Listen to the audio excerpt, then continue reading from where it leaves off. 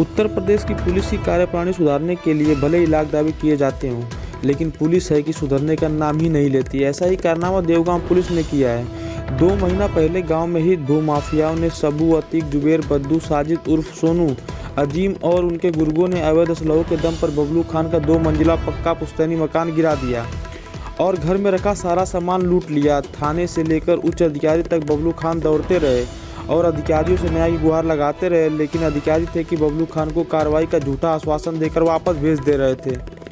भूमाफियाओं देवगांव थाने में इतना दबदबा है कि 2 महीने तक थाने की हिम्मत नहीं हुई कि भूमाफिया पर मुकदमा लिख सके। बबलू खान की माने तो घटना वाले दिन डायल 112 मौके पर पहुंची तो दबंगों की गुंडई और असलहे देकर वापस चली गई। डायल 112 के सामने ही भूमाफिया असलाह दिखाकर पीड़ित बबलू और उनके परिवार को धमकाते रहे और मूक दर्शक बनी रही आजमगढ़ की एनकाउंटर वाली खाकी। चारों तरफ से थक हार चुके बबलू खान ने आखिरकार न्यायालय का दरवाजा खटखटाया। न्यायालय के आदेश के बाद देवगांव पुलिस ने भूमाफिया पर मुकदमा दर्ज करने का आदेश किया।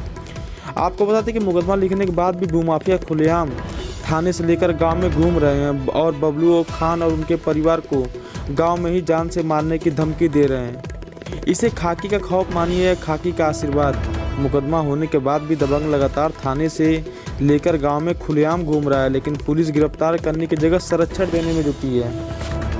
मीडिया से बातचीत में बबलू खान ने बताया कि न्यायालय ही उनके परिवार को न्याय दिला पाएगा, क्योंकि आजमगढ़ का प्रशासन पूरी तरीके से दबंगों और माफियाओं के दबाव में काम करता है। सरकारें कोई भी हों, लेकिन पीड़ित को इंसाफ शायद किताबों और कहानियों में ही मिलता है। असल ज़िंदगी में तो उसे सिर्फ धक्के ही मिलते हैं। जिनके कंधों पर जिम्मेदारी न्याय दिलाने की हो, अगर पीड़ित की बात पुलिस ही ना सुने, इंसाफ की उम्मीद भी करना शायद बेईमानी होगी। मेरा नाम बबलू खान है, घर बरीडी है और रहते हैं यहाँ पे हाल मुकाम सरायपोही में। हमारे पिताजी का नाम वलीउल्लाह। अच्छा, ये बताइए कि जो घटना आपके साथ हुई थी, जो दबंगों द्वारा आपका मकान गिराया गया था गांव की, जी, तो किस तरह न्याय मिला आपको? हमको न्याय मिला। हम तो थाना और कप्तान साहब के यहाँ, डीएम साहब के यहाँ, सबके यहाँ गए, एसडीएम साहब के यहाँ गए, तो कहीं से नहीं हो पाया। तो 156(3) से मैंने न्यायालय से गुहार लगाई, तो न्यायालय ने हमारी बात को सुना और संज्ञान में लिया। उसी आधार पे न्यायालय के आदेश पे हमारा FIR दर्ज किया गया। कितने दिनों बाद मुकदमा दर्ज हुआ? 2 महीने के बाद हमारा मुकदमा दर्ज किया गया। कब दर्ज हुआ ये मुकदमा? हमारा मुकदमा दर्ज हुआ 22 जनवरी को। 22 जनवरी को हुआ है। अब उसमें न्यायालय के ही ऊपर हमें भरोसा है और यही चाहते हैं कि हमें जल्द से जल्द न्याय मिले और हमारे जो हक की चीज़ है वो हमको मिले। दोषी जितने हैं दबंग हैं, आज भी FIR के बाद भी पुलिस वाले उनका सहयोग, सपोर्ट जो कहा जाए कर रहे हैं, वो उसी तरह घूम रहे हैं। हाँ, तो न्यायालय को अवगत कराया गया है। अभी तो प्रक्रिया चल रही है, अब देखिए आगे क्या कार्रवाई कर रही है न्यायालय। FIR हुआ तो आधे से ज़्यादा उम्मीद हो गई कि अब हमें न्याय मिल सकता है। न्यायालय पे हमें भरोसा है। अब आप आजमगढ़ में खुद ही रहते हैं, देख लीजिए कि प्रशासन और शासन क्या कर रहा है। गरीबों की कहीं कोई सुनवाई नहीं है। जो सही है नहीं वो दर्ज हुआ है। न्यायालय के हिसाब से जो सही सत्य था वही दर्ज हुआ है FIR।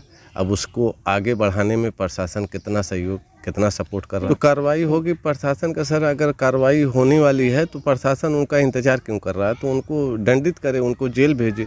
अब तो FIR भी हो चुका है, तो अभी तक तो उनको ना दंडित किए हैं, ना पकड़े हैं, ना जेल भेजे हैं, कुछ नहीं। वो खुलेआम घूम रहे हैं उसी तरह।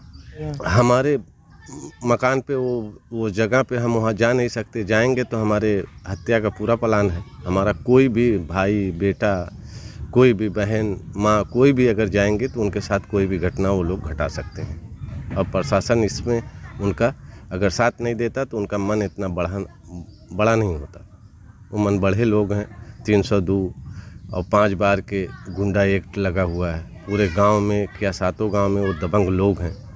उनका इतिहास ये है कि हमारी ये नहीं, कई लोगों की, मकबूल की, शोएब की, हकीकुल की, सुखन खां की, अनवर मास्टर साहब की, बहुत लोगों की उन्होंने ज़मीन कब्जा किया है। जी सर, गुंडई के बल पे भी, पैसे के बल पे भी, आदमी के बल पे भी, उनके असलहे, नाजायज़ असलहे भी बहुत हैं और उनके घर में बहुत लोग हैं, उनके रिश्तेदार, और जो मजबूत होता है तो उसको सब लोग साथ देते हैं, सपोर्ट करते हैं। यही हाल है सर।